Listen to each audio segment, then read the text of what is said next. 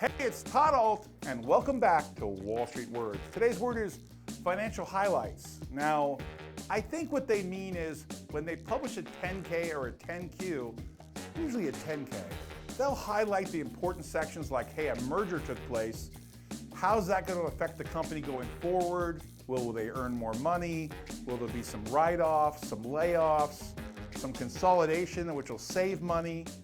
Financial highlights are part of a financial report where they specify to the investors something that's important that happened in that quarter and may affect the future earnings of the company.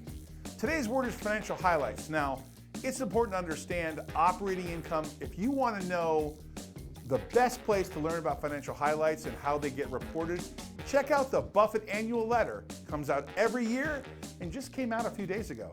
Warren Buffett, chairman and CEO of Berkshire Hathaway, issues a letter every year to his shareholders. It's a great way of learning about how to understand financial highlights. Hey, thanks for watching Wall Street Words. Please subscribe and hit that bell below.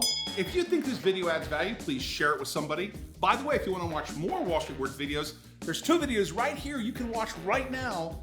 There's new videos every day. Thanks for watching Wall Street Words. Always great things happening here.